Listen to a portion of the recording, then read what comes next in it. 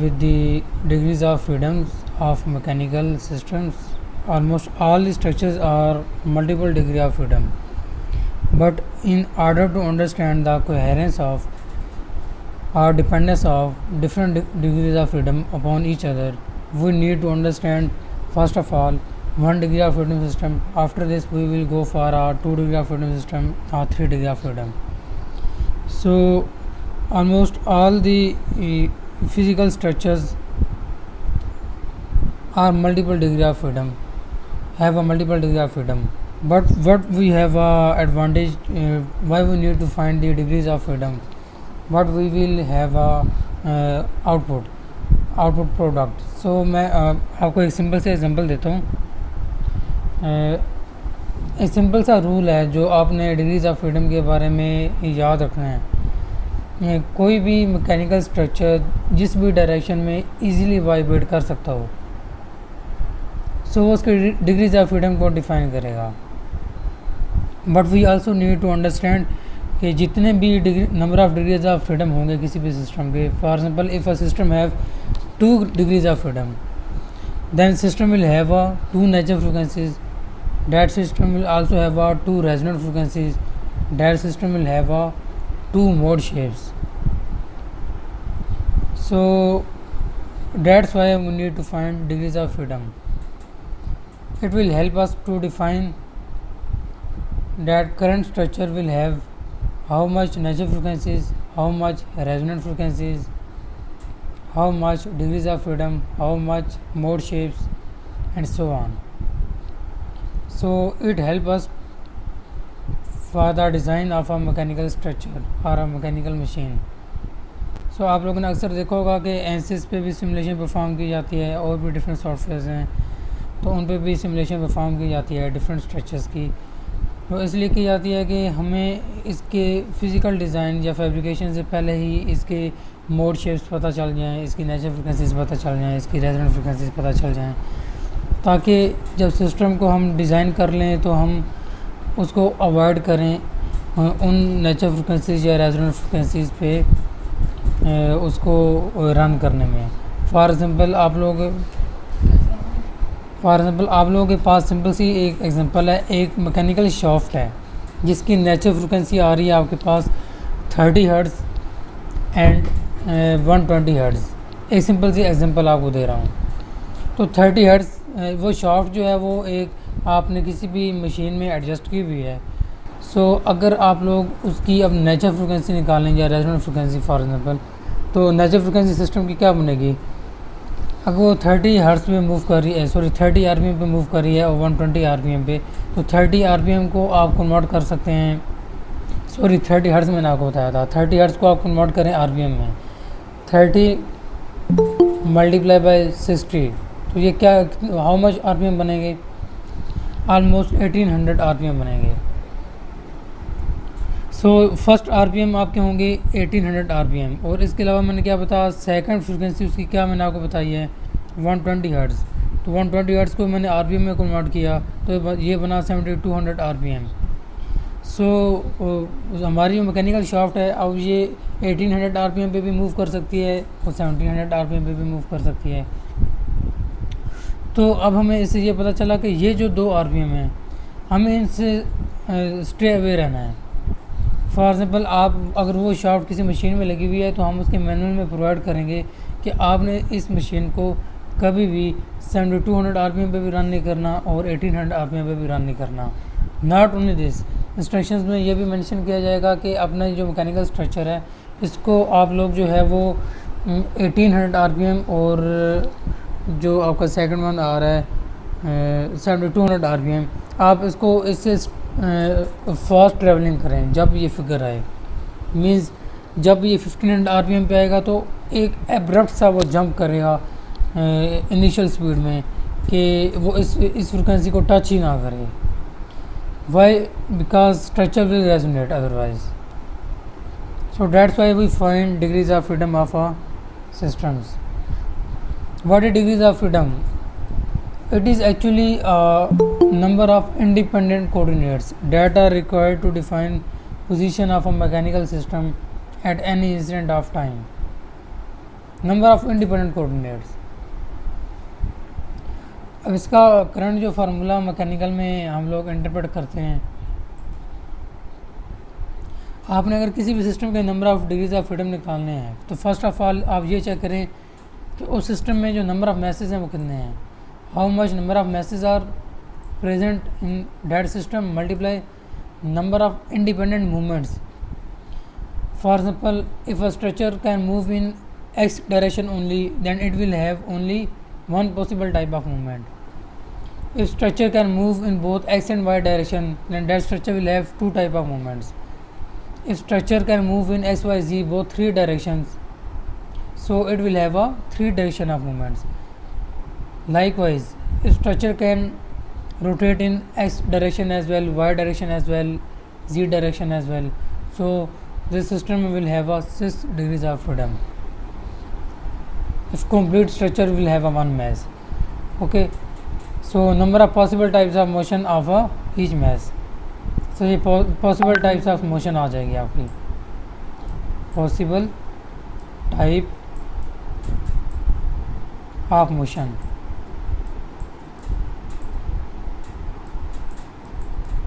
This will define your degrees of freedom. For example, here you can see this is your mass spring system, this is your spring 1, this is your spring 2, this is your mass 1. Mass is supported by rollers, so this complete is a one mass, and this is second mass that is supported by rollers as well, so this is second mass, so this is first mass. And you people can see these are both independent masses. Why? Because they are attached with each other with the help of spring. For example, this is base, और base से देखें तो ये mess भी spring के through attach किया गया है, और ये वाला जो मैस 2 है ये भी स्प्रिंग के थ्रू अटैच किया गया है. So they both are independent message. So number of message are 2. And what are number of possible type of motion? Anyone please, possible type of motion of this system please बताएं.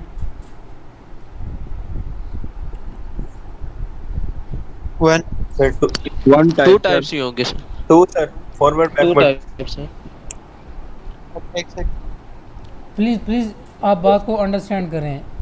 आप इस चीज़ को देखें कि ये कितनी डायरेक्शंस में move कर सकती है ये बॉडी. वन डायरेक्शन जी, वन डायरेक्शन में एक्स डायरेक्शन. यस x1 और x2. जी. एक्चुअली डायरेक्शन तो एक्स ही बनती है ना. आप बेशक एक और स्प्रिंग लगा के Yes. एक और मैस लगा दें, लेकिन डायरेक्शन तो एक्स ही रहेगी ना. ऊपर नीचे तो मूव नहीं कर सकता. Yes sir. ना वाई में मूव कर सकता है ना जी में. इन्होंने प्लीज़ सी है यहाँ पे जो आपकी पॉसिबल टाइप ऑफ डायरेक्शन है वो मेंशन कर दिया है इन्होंने. ये एक्स ही है. अगर यहाँ पे एक्स और वाई लिखा होता तो ये 2 टाइप ऑफ मोशन हो जाती, but current motion is only for x direction only. So number of possible type of motions are 2. So what is the degree of freedom of this system? 4 degrees of freedom. So this system will have 4 natural frequencies, 4 resonant frequencies, 4 mode shapes and 4 resonant frequencies. So आपको I hope so कि एक clear concept यहाँ से मिल गया होगा कि क्या हो सकता है. सर मैं आपको सर, बताता हूँ. एक बात और सुने मेरी, उसके बाद आप क्वेश्चन करेंगे. अब फॉर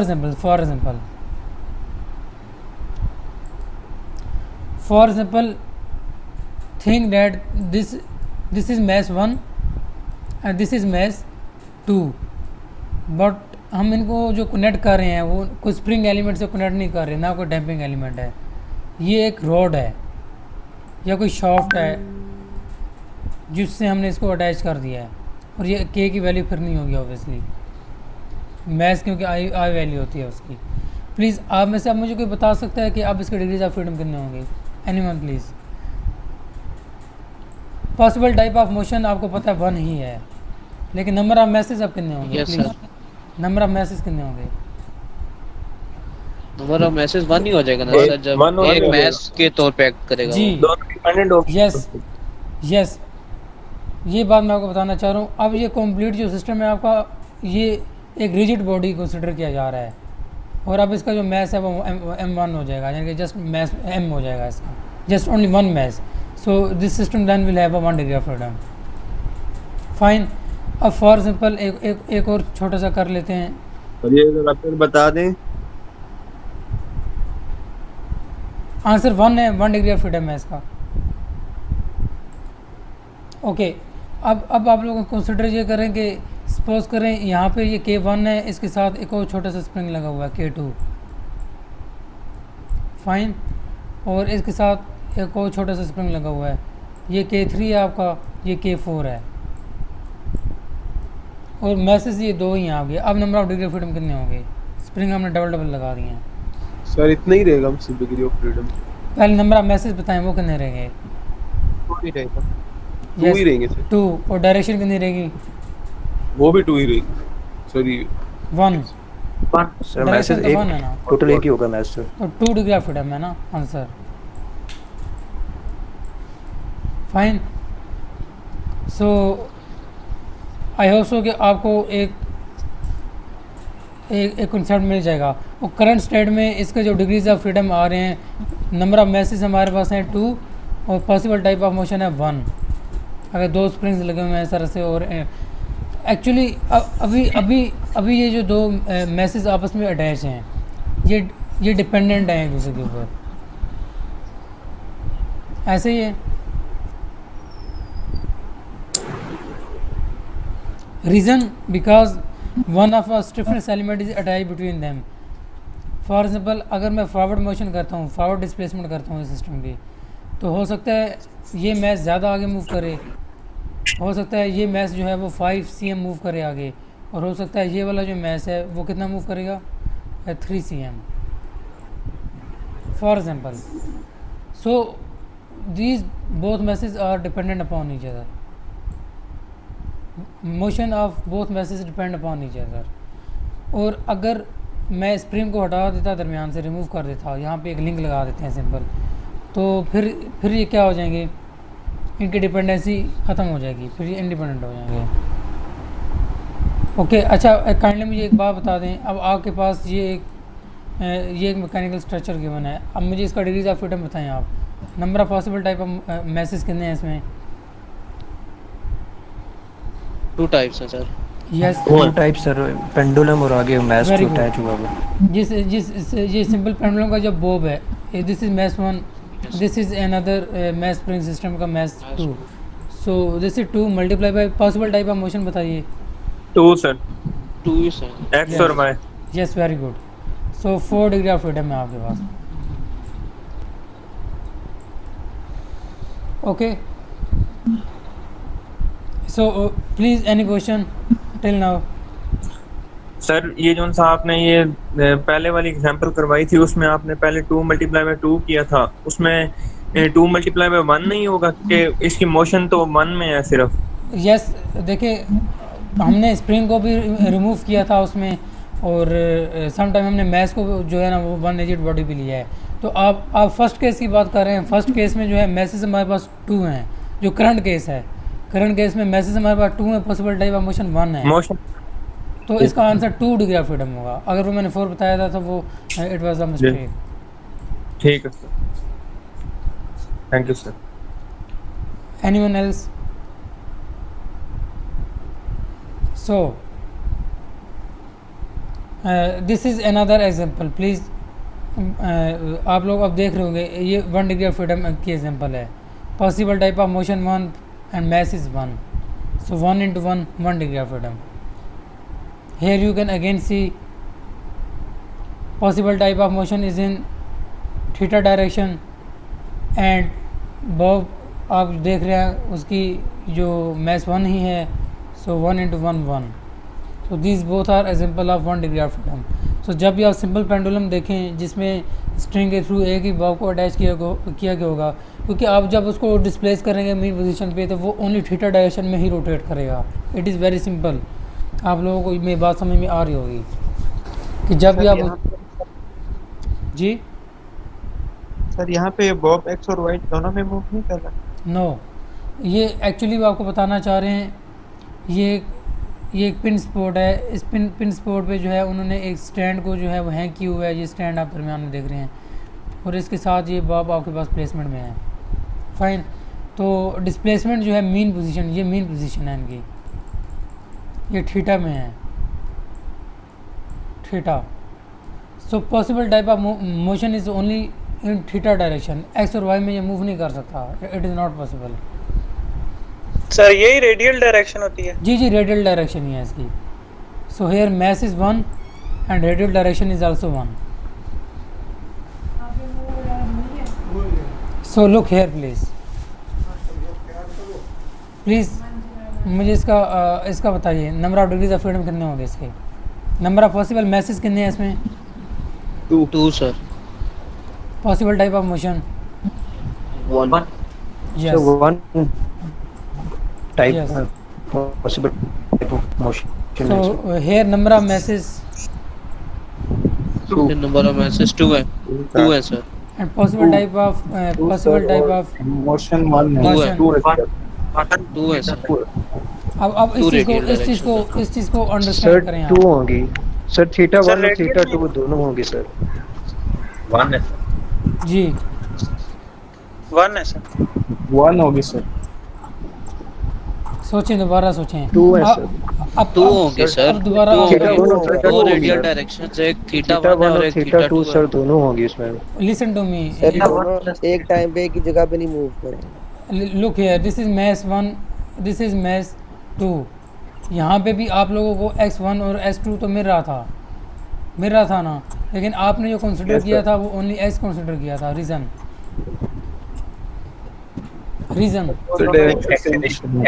डायरेक्शन तो एक ही है ना रेडियल की, चाहे वो x की है या इधर। अब डायरेक्शन एक ही आ रही है थीटा की, आल्दो ये थीटा 1 एंड थीटा 2 है, लेकिन वो ओनली 1 रेडियल डायरेक्शन है।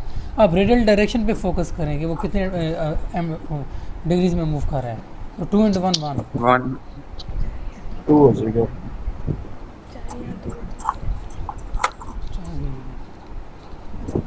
So understand hopefully. Okay, so sir ये सेकंड वाला सर समझ नहीं आया, इसको सर दोबारा करवा दीजिएगा सर। ये रेडियल डायरेक्शन है। Okay,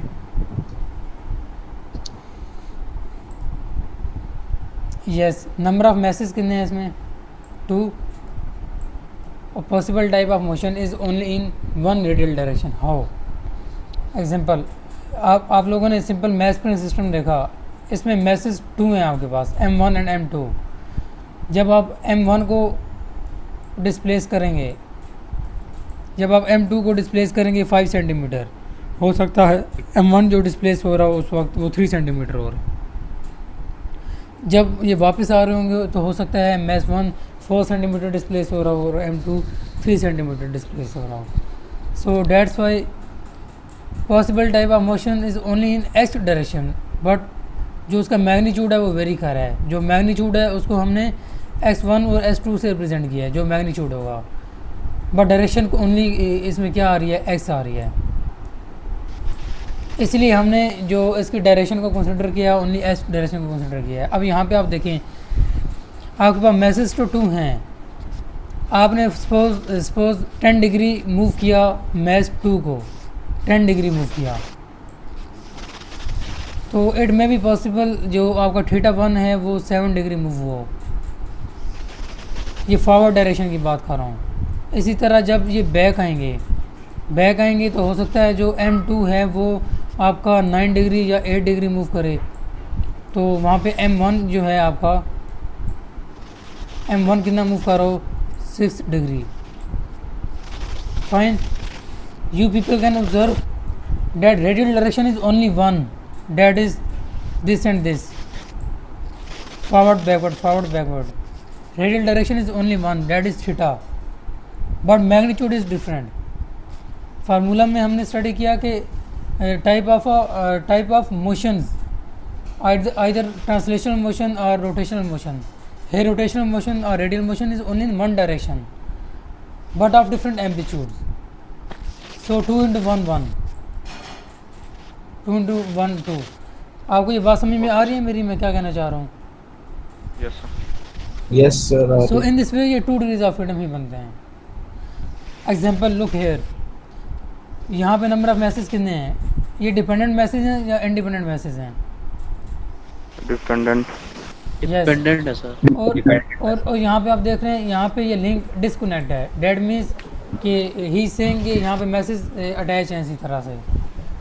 yes sir. So message mn multiply by possible type of motion कितनी है इसमें? वन नहीं होगी। Very good. वन डायरेक्शन है सर। अब यस, यही चीज़ मैं आपको बताना चाह रहा था कि यहाँ पे पॉसिबल डायरेक्शन ऑफ मोशन यू ही है आपकी, although वो डिफरेंट मैग्नीट्यूड में होगी, u1 u2 u3 में। Fine. So likewise this is m1, this is m2, this is mn। So mn multiply by, although it is theta 1, theta 2, theta n, but possible type of motion is only in one radial direction. One radial direction. So this system will have n degrees of freedom. अब practical application इनकी कहाँ पे है? For example हम इसको use करते हैं degrees of freedom find करने के लिए जिनके मल्टीपल लिंक्स होते हैं। For example if you have a aeroplane, aeroplane की बॉडी में हम डिफरेंट मोड शेप्स कंसिडर करते हैं। सपोज सेंटर लाइन में जो जहाँ पर डिफरेंट मैसेज आ रहे हैं, आपने वहाँ पे ये मैसेज वहाँ पे कंसिडर कर लिए। ये अलहदा से मैस है जो राइट साइड पे टेल विंग होता है, लेफ़्ट साइड पे टेल विंग अलहदा से मैस है। इसी तरह जो अप पे टेल होती है उसका अलहदा से मैस है। यहाँ से लेके यहाँ तक जो पोर्शन आ रहा है सेंटर तक, उसका अलहदा से मैस कंसिडर किया आपने। फिर इसी तरह इन सब को भी डिवाइड किया। सो अब यहाँ पे जो जितने भी नंबर ऑफ़ मैसेज होंगे आप उनको कंसिडर कर रहे होंगे and multiply by number of possible type of motions आप चेक कर रहे होंगे। For example this wing can move in up direction as well, y direction as well, z direction as well. इसी तरह रोटेशनल मोशन भी possible है। सो आप जितने number of possible type of motions हैं आप उससे मल्टीप्लाई कर देंगे तो उतने number of degrees of freedom होंगे, उतने नेचुरल फ्रिक्वेंसीज पे होंगे, उतने इसकी मोड शेप्स भी होंगे। सो एरोप्लेन के जब विंग्स का अक्सर वो मॉडल एनालिसिस किया जाता है तो उसके मल्टीपल डिग्री ऑफ फ्रीडम्स ही आते हैं, बस मल्टीपल फ्रिक्वेंसीज आती हैं, मल्टीपल मोड शेप्स आती हैं। वो हम क्यों करते हैं इनिशियली? नासा में भी वो जो इनिशियली आपका एनसीएस पे टेस्ट बेंच जो है वहाँ पे सिमुलेशन परफॉर्म कर होता है, उसकी भी यही रीज़न होती है कि वो अर्लियर स्टेज पे ही उसकी वो मोड शेप्स और नेचुरल फ्रिक्वेंसीज डिटरमिन कर लेते हैं ताकि जो जब एयरप्लेन ने फ्लाई ओवर करना है तो वो उन नेचुरल फ्रिक्वेंसीज पे कभी भी रन ना करे, अवॉइड करें उसे रन करने में। अदरवाइज़ वो टर्बुलेंस जनरेट करेगा हायर लेवल पे और आपका कोई भी विंग जिसकी नेचुरल फ्रिक्वेंसी मैच कर जाएगी, जिस भी स्ट्रक्चर या जिस भी पार्ट की फ्रिक्वेंसी मैच कर जाती है रनिंग फ्रिक्वेंसी से, तो 100% चांसेस हैं कि वो पार्ट कोलैप्स कर जाएगा। अक्सर आपने देखा होगा कि हायर फ्लाइट्स पे सम टाइम जो विंग्स होते हैं वो कोलैप्स कर जाते हैं, हायर एम्पलीट्यूड पे वाइब्रेट कर होते हैं। आप देख रहे होंगे कि राइट विंग बहुत हायर एम्पलीट्यूड पे वाइब्रेट कर रहा है और उसके साथ जो लेफ़्ट विंग है वो कम एम्पलीट्यूड पे वाइब्रेट कर रहा है। तो रीज़न यही होती है कि वो उस पर्टिकुलर जो सेक्शन आ रहा है उसकी नेचुरल फ्रिक्वेंसी रनिंग फ्रिक्वेंसी से मैच कर जाती है और स्ट्रक्चर रेजोनेट हो जाता है, आपका वही स्ट्रक्चर कोलैप्स कर जाता है। Any question please?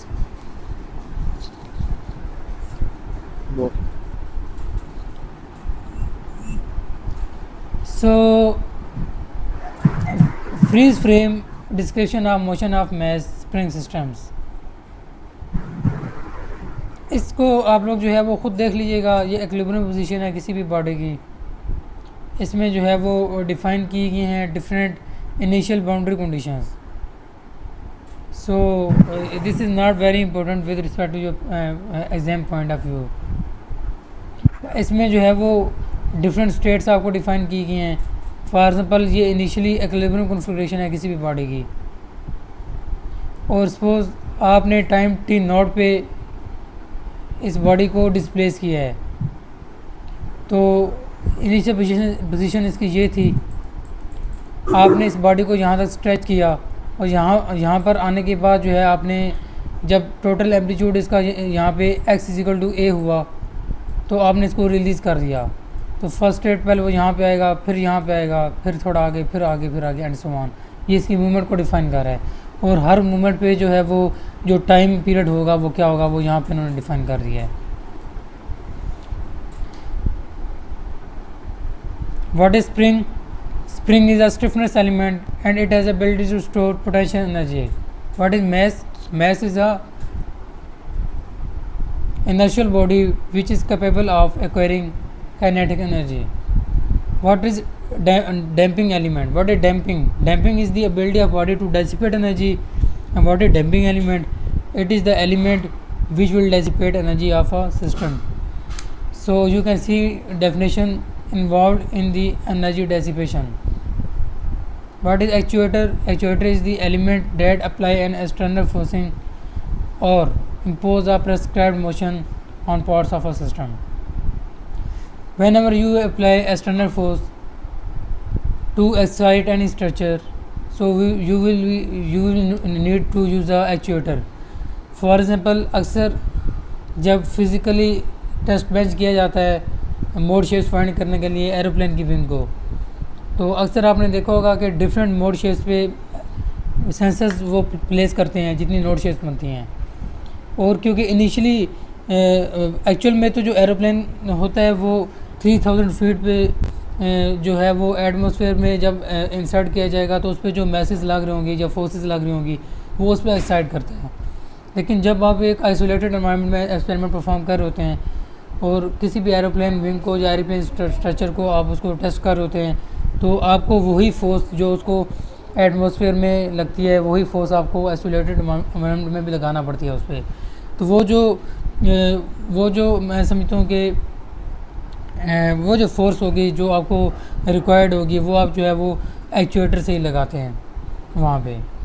और ये जो एक्चुएटर्स होते हैं ये नॉर्मली क्वाइट एक्सपेंसिव होते हैं और यूडी टेस्ला में भी अवेलेबल है, ये हमने यूज़ किया हुआ है, कभी आपको दिखा भी देंगे।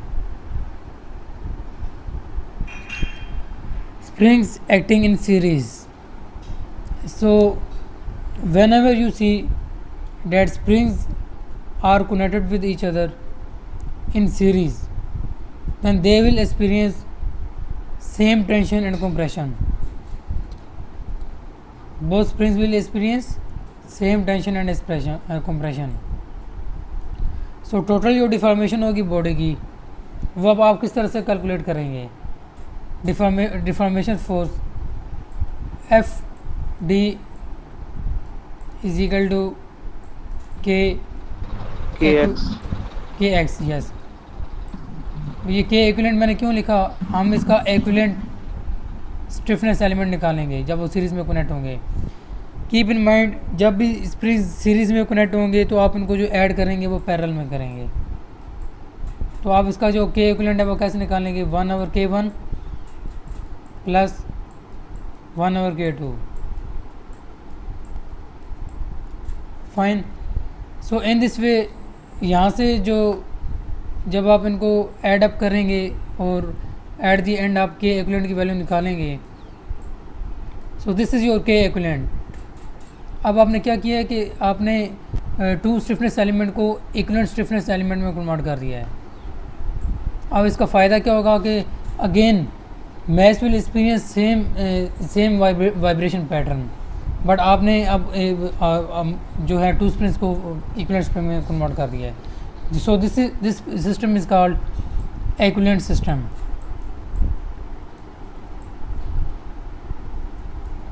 ये आपको क्यों बताया जा रहा है यहाँ पे? सम टाइम आपके पास जो स्प्रिंग्स हैं वो इक्वल स्टिफनेस के अवेलेबल नहीं होते, तो आप उसका जो है वो बाय पार्ट्स भी स्प्रिंग्स को आपस में कन्वर्ट कर सकते हैं।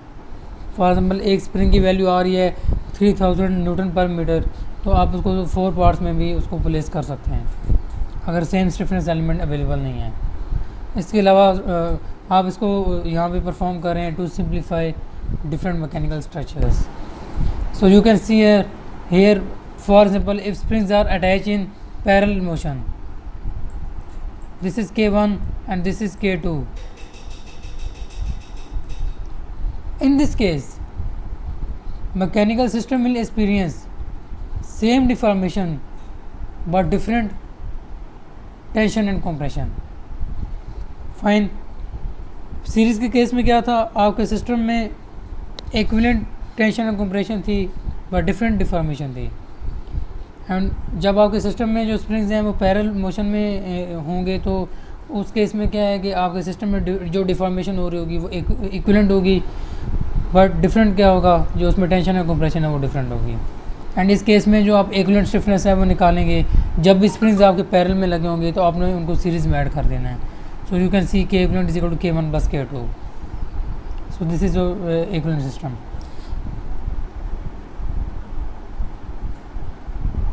सो दिस इज़ थ्योरी. काइंडली आप इसको जो है वो स्टडी कर सकते हैं.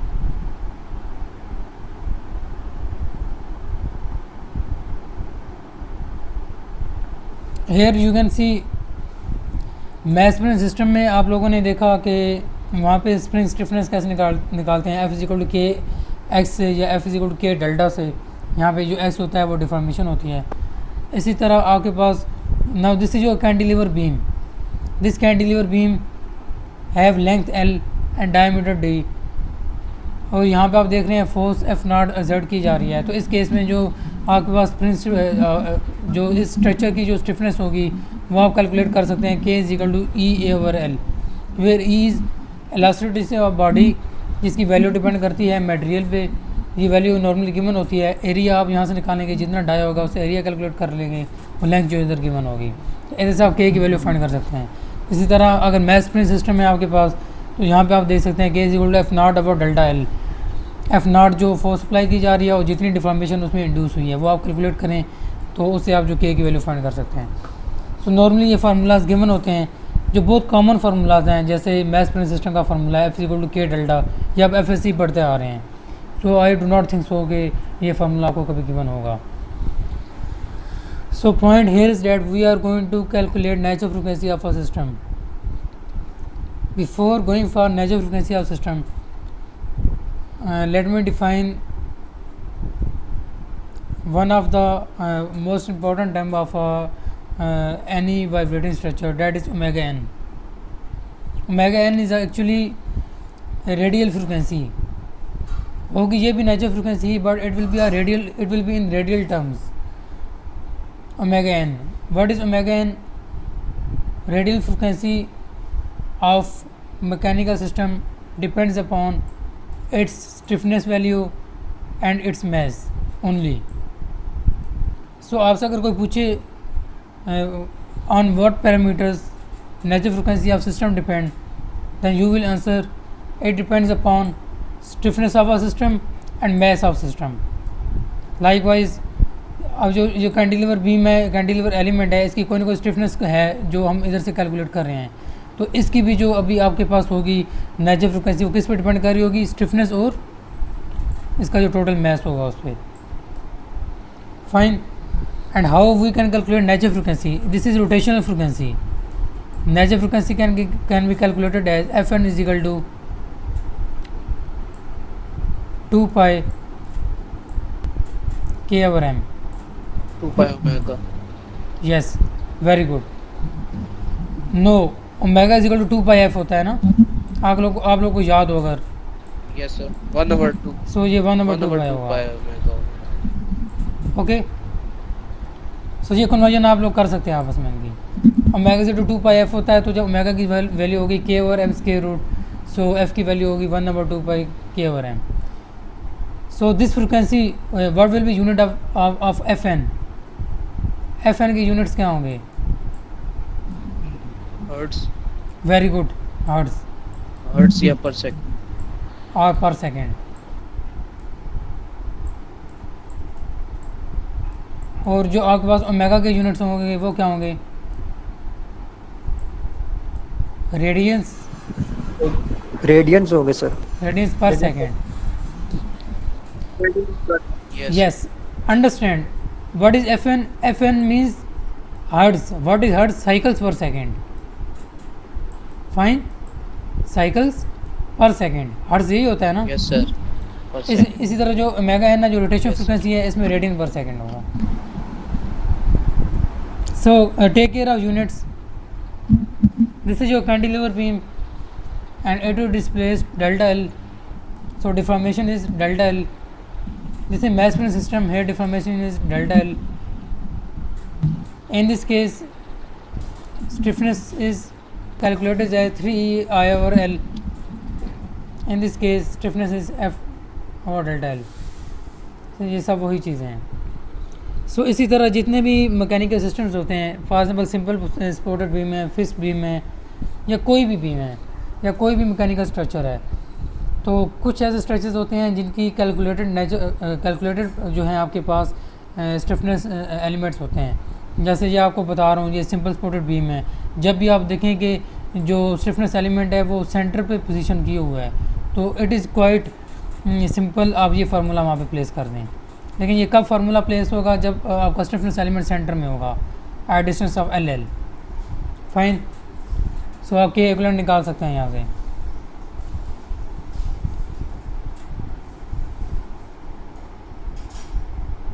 इस केस में देखें टॉर्शनल वाइब्रेशंस की जो बेस्ट एग्जांपल है, please any one of you मुझे बताइए। तो शॉर्ट रोटेट कर रही होती है। शॉर्ट सर जो रोटेट इंजन्स में हो। Very good, excellent. जो इंजन में आपके पास शाफ्ट होती है जो रोटेट कर रही होती है, उसमें टॉर्शनल वाइब्रेशन हो रही होती है। इसी तरह जो स्टीम टर्बाइंस की शाफ्ट्स होती हैं उनमें भी ऑब्वियसली, या जनरेटर्स की शाफ्ट्स होती हैं, या कोई भी रनिंग सिस्टम है, क्रशर्स की शाफ्ट्स होती हैं, उसमें टॉर्शनल वाइब्रेशन लाजमन इंड्यूस हो रहा होगा। सो टॉर्शनल वाइब्रेशन केस में और इसमें डिफरेंस क्या होता है? Again see this is your mass और body which have inertial high value, and shaft में जो स्टिफनेस एलिमेंट है वहाँ पे स्टिफनेस एलिमेंट को आप के से रिप्रेजेंट करते हैं, यहाँ पे जो है ये जी जे से रिप्रेजेंट कर रहे हैं। सो इक्विवेलेंट स्टिफनेस जो है आप लोग देख रहे हैं, इसमें both things are attached in parallel.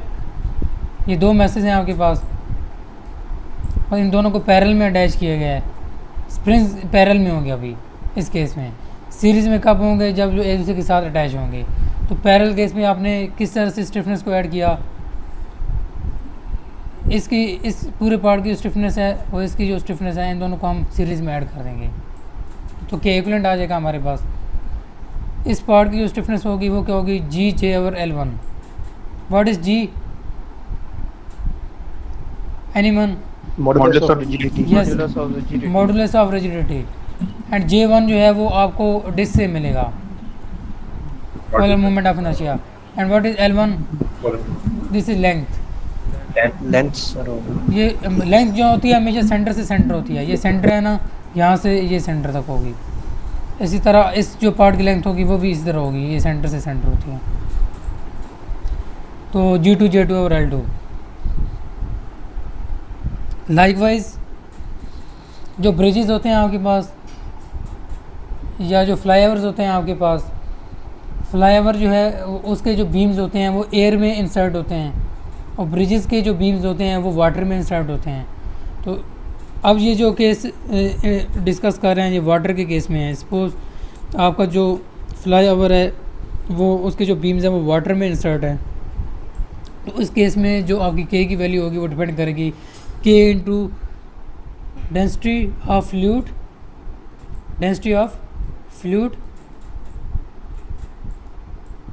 Into g into A. What is A? A is the area of beam. What is g? G is the value of gravity. So if your fluid is water, तो density की value आप water की internet से check कर सकते हैं standard temperature and pressure पे।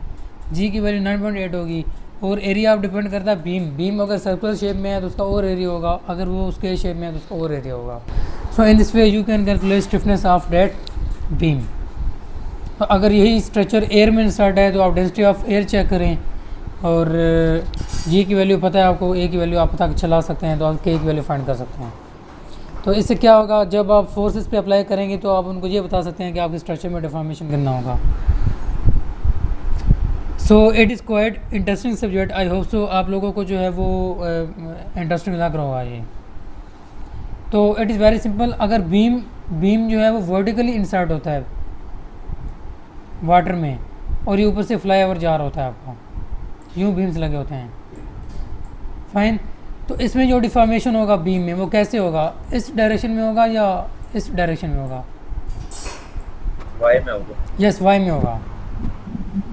Aldous x में भी हो रहा होगा लेकिन जो मेजर डिफॉर्मेशन है वो वाई में होगा। सो हम उसी को कंसिडर कर रहे हैं जी। दोनों डायरेक्शंस में होगा ना सर? जी होगा दोनों डायरेक्शन में, लेकिन जो मेजर डिफॉर्मेशन है वो उसमें हो रहा होगा इन direction of force. You can see here delta.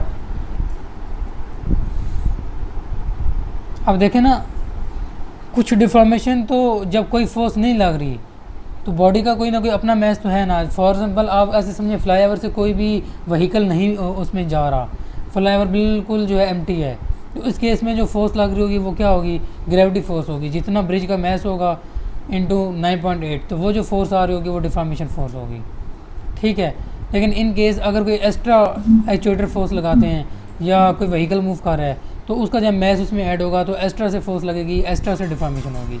Gravity के केस में डेल्टा जी डिफॉर्मेशन हो रही है, एक्स्ट्रा फोर्स के केस में डेल्टा डिफॉर्मेशन हो रही है। तो टोटल डिफॉर्मेशन क्या होगी, this thing into this thing, तो वो टोटल डिफॉर्मेशन हो जाएगी। Likewise this is your equivalent system. इसको आप लोग देखें, इस चीज़ को जो है वो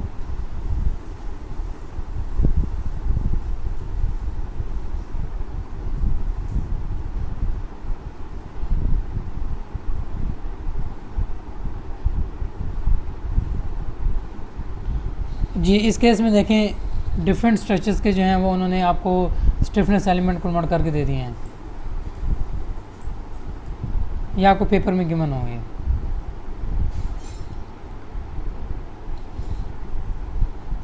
सो ये स्लाइड्स आपको जो है वो प्रोवाइड कर दी जाएंगी। So if you have any question please let me know. इसी तरह आप किसी भी स्ट्रक्चर का जो है वो स्टिफनेस एलिमेंट जो है वो कैलकुलेट कर सकते हैं। आल्दो आपका ये पूरा का पूरा जो सेशन 1 का कोर्स है उसमें आप ज़्यादातर जो है वो नेचुरल फ्रिक्वेंसीज फाइंड कर रहे होंगे, ओमेगा एन फाइंड कर रहे होंगे और एक्विवेलेंट फ्रिक्वेंसीज फाइंड कर रहे होंगे, equivalent stiffness element. So it is जो आपका सेशन 1 का कोर्स है इसमें आप फ्री डैम्पिंग डिस्कस कर रहे होंगे होपफुली। और इसके अलावा जो है वो आप जो है मैथ स्प्रिंग सिस्टम को डिस्कस करेंगे, सिंपल पेंडुलम को और टॉर्शनल सिस्टम्स को, तो उनकी जो है आप वो नेचुरल फ्रिक्वेंसीज कैलकुलेट कर रहे होंगे and so on. But it is only limited to sir ये hand written 1 degree of freedom, 2 degree of freedom बाद में शुरू होंगे। यस सर ये जो हैंड रिटन है सर ये स्लाइड में गिवन होगा जो आपने किया हुआ है?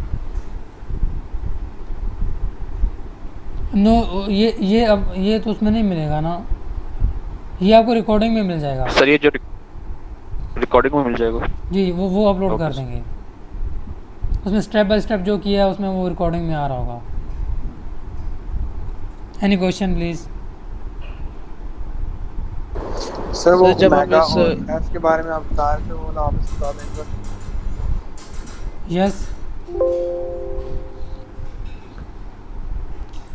रिपीट करें क्वेश्चन, क्या आप क्वेश्चन क्या कर रहे हैं?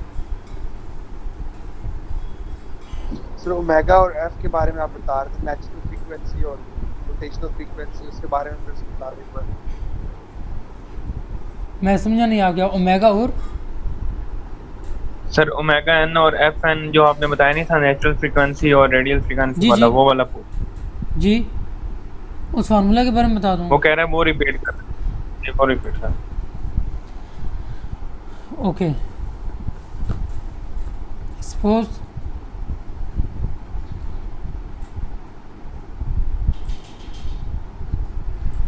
this is simply f, this is simply omega. Units of f are cycles per second and unit of omega are radians per second.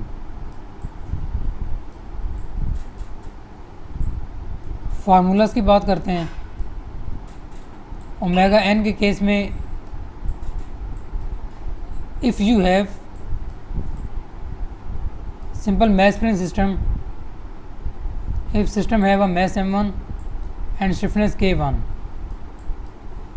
so this system will have a one natural frequency, and what will be radial frequency? Omega 1 is equal to anyone, omega 1 is equal to क्या आएगा? 2 pi under root. No omega की बात कर रहा हूँ, omega की बात कर रहे हैं। 2 pi F 2 pi under root K over M, Yes, under root K over M, K over M। और क्योंकि ये K1 और M1 मैंने लिखा हुआ है तो मैं इधर K1 और M1 लिखता हूँ अभी। फाइन, तो इसके जो यूनिट्स होंगे वो रेडियंस पर सेकंड आएंगे। फाइन, और इस केस में क्या होगा आपके पास, इस केस में क्या होगा, फ्रीक्वेंसी की क्या वैल्यू होगी, f इक्वल टू 1 ओवर, हाँ इसको आप कन्वर्ट कर सकते हैं omega equal to 2 pi f से। तो जो ओमेगा की वैल्यू आपको वहाँ से मिली है तो f यहाँ से निकाल लें 1 over 2 pi K1 over M1 and this unit are hertz or cycles per second. Any question? Sir वो आपने स्टार्ट में बताया था कि अगर कोई शॉफ्ट हम मूव कर रहे हैं, रोटेट कर रहे हैं और उसकी 7200 और 1800 वो नेगेटिव फ्रीक्वेंसी आई थी, वो वाला पॉइंट दोबारा रिपीट कर। एक्चुअली जो रनिंग फ्रीक्वेंसीज होती हैं हर रोटेटिंग स्ट्रक्चर की वो डिफाइन कर दी जाती हैं, और जो रनिंग फ्रीक्वेंसीज होती हैं वो हम उसकी जो रेजोनेंट फ्रीक्वेंसीज होती हैं या मोड शेप्स जहाँ पर उसकी क्रिएट होती हैं उस स्ट्रक्चर की, तो हम अवॉइड करते हैं कि उस मोड शेप से हम उसको ना गुजारें या जल्दी से गुजारें। उसकी रीज़न क्या है कि जितना हम उन रेजोनेंट फ्रीक्वेंसीज पे स्टे करेंगे उतना डिस्ट्रक्टिव एनवायरनमेंट क्रिएट हो सकता है। फॉर एग्जांपल आपकी एक शॉफ्ट है, उस शॉफ्ट की जो है आपके पास ये बेरिंग पे सपोर्ट की हुई है हमने, सपोज करें इस शॉफ्ट की 1 नेचुरल फ्रीक्वेंसी है जो कि ऑलमोस्ट आ रही है 400 आरपीएम पे आ रही है फॉर एग्जांपल, इसकी 1 नेचुरल फ्रीक्वेंसी है फॉर एग्जांपल। तो जब वो नेचुरल फ्रीक्वेंसी अप्रोच करेगी, डिवाइड बाई 60 करें, आंसर क्या आता है इसका, 400 डिवाइड बाई 60 करें जी 6.66। अब होगा क्या, 66.6 आ रहा है सर। 66.6 अच्छा ठीक है 66.6। अब होगा क्या कि जब भी ये शाफ्ट 400 आरपीएम से मूव करेगी, क्योंकि ऐसे नहीं होता कि आप जब मशीन को रन करते हैं तो एकदम से 400 आरपीएम होते हैं। जब भी आप स्टीम टरबाइन को रन करते हैं तो आहिस्ता आहिस्ता से आरपीएम इंक्रीज़ होते हैं। बात समझ आ रही है आपको, 0 से स्टार्ट होंगे और 70,000 आरपीएम तक जाना है, तो वो स्लोली सिस्टम को रन कर रहा होता है। तो अब बताने का मतलब है कि जब वो 400 आरपीएम पे आएगा तो आपने उसको वहाँ से तेज़ी से गुजारना है। 400 आरपीएम पे क्या होगा, 400 आरपीएम पे इसका मोड शेप बनेगा और उस मोड पे इसकी जो वाइब्रेशन है वो यूँ हो रही होगी, इस मोड की फॉर्म में। आ रही है बात समझ। और जो मैक्सिमम डिफॉर्मेशन है, जो मैक्सिमम डिफॉर्मेशन है वो किस पे हो रही होगी, 400 आरपीएम पे और 66.6 हर्ट्ज़ पे। इस फ्रिक्वेंसी पे मैक्सिमम डिफॉर्मेशन इसमें हो रही होगी। और अगर यही शाफ्ट है और इसके 2 डिग्रीज ऑफ फ्रीडम है या अगर 2 डिग्रीज ऑफ फ्रीडम है तो 2 नेचुरल फ्रिक्वेंसीज भी होंगी, तो इसके 2 मोड शेप्स बनेंगे। एक तो 400 आरपीएम पे बनेंगे और सपोज करें दूसरे जो हैं वो 1200 आरपीएम पे बन रहा है दूसरा मोड। तो दूसरा मोड जो 1200 आरपीएम पे बनना है वो किस फ्रिक्वेंसी पे बनेगा, 1200 डिवाइड बाई 60 कर लें, जो भी आंसर आएगा। तो जब भी ये 1200 आरपीएम पे आएगा तो ये पूरी की पूरी शॉफ्ट पता किस तरह से हो जाएगी, इस तरह से। आ रही है बात समझ। ये 2 मोड शेप बनाएगी, one this and this, other one will be this and this, 2 mode shapes. So both of them are very destructive and very critical. आप जितना इन आरपीएम पे स्टे करेंगे उतना आपके लिए डिफ़िकल्ट होगा, क्रिटिकल होगा और डिस्ट्रक्टिव होगा, जितना इन आरपीएम पे स्टे करेंगे। Fine. So what is the requirement, ये आरपीएम सर हमने, yes what is the requirement ये आरपीएम हमें पहले से डिफाइन होगी जी। ऑब्वियसली ये वाइब्रेशन आप क्यों स्टडी कर रहे हैं, आप जब भी कोई मैकेनिकल स्ट्रक्चर आप डिज़ाइन करेंगे तो सबसे पहले आप उसका ये डिज़ाइन कर रहे होंगे, और डिज़ाइन स्ट्रक्चर का भी आप कैलकुलेट कर सकते हैं कि कहाँ पे। अक्सर आप इंडस्ट्री में जाते हैं तो आपको ये इन्फॉर्मेशन गिवन नहीं होती, तो आपको ये खुद कैलकुलेट करना पड़ता है वहाँ पे कि इसकी जो मोड शेप्स हैं वो कहाँ पे बन रही हैं। अब जैसे हमारे पास एक प्रॉब्लम आया था, टैंक शाफ्ट का जो क्रैंक शाफ्ट है वो वाइब्रेट कर रहा है एक पार्टिकुलर लोड पे, तो उन्होंने कहा इसका सोल्यूशन बताएं। तो सोल्यूशन हमारे पास क्या हो सकता है, यही है कि हम उसकी मोड शेप्स कैलकुलेट करेंगे कि वो उस लोड पे जो है वो मोड शेप्स क्या प्रोवाइड कर रहा है, और फिर हम उनको हमने ऑब्वियसली वो मोड शेप्स किस पे बन रही हैं, एक रनिंग आरपीएम पे। अब हमारे पास 2 तरीके हैं कि हम इन मोड शेप्स को अवॉइड करें। एक तो ये तरीका है कि हम टैंक को उस आरपीएम पे रन ही ना करें, या उसे ऊपर वाली आरपीएम पे रन करें या उसे नीचे वाले आरपीएम पे। This is first solution. और सेकंड सोल्यूशन क्या है, एनीवन जेंटलमैन होगा, कोई मुझे बताएगा सेकंड सोल्यूशन क्या हो सकता है? इन आरपीएम से तेजी से गुजारें। तेजी से गुजार दें, this is another solution. Anyone else, कोई और सोल्यूशन?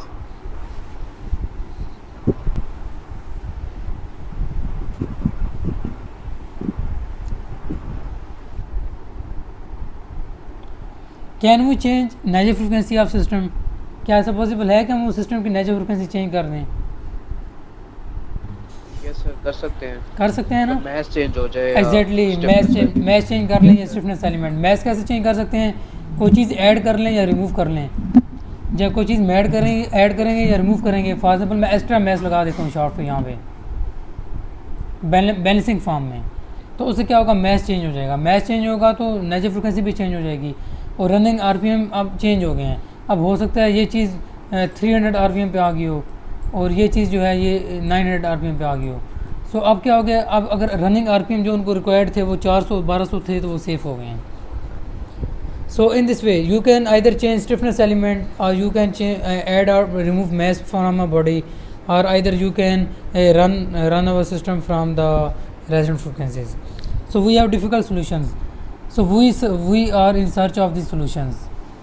इंडस्ट्री में यही हो रहा होता है कि यहाँ पे स्पोर्ट ऐड करते हैं, यहाँ पे ये मैस ऐड कर दें, रिमूव कर दें एंड सो ऑन। ये बहुत आगे की बातें हैं। ये जो क्वेश्चन आप अभी कर रहे हैं ये बहुत आगे के क्वेश्चन हैं जो एट द एंड लेक्चर्स में हो रहे होते हैं। Anyone else?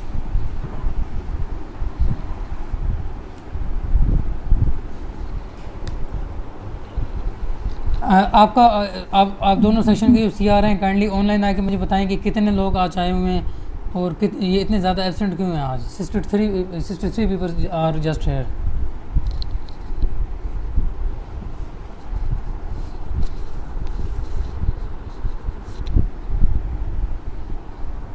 कोई और आके बता दें, मेरे ख्याल में उन्होंने लॉग इन। जी बताएं सर, कुछ के पेपर हैं आज। ठीक है,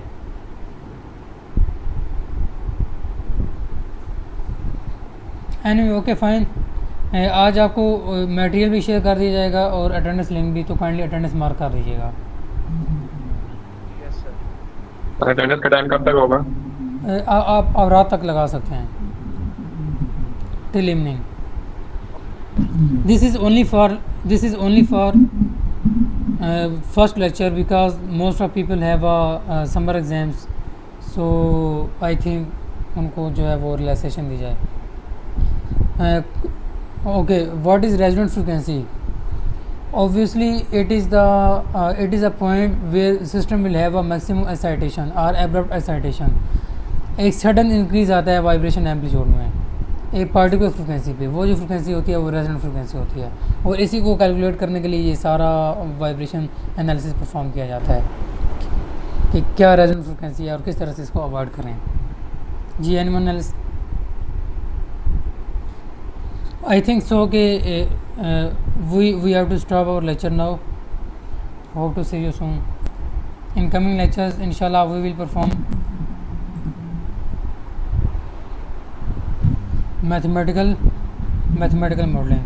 So time भी आप हो चुका है आपका 9:30 AM. Okay, thank you very much. Take care. Allah Hafiz. अल्लाह हाफिज़।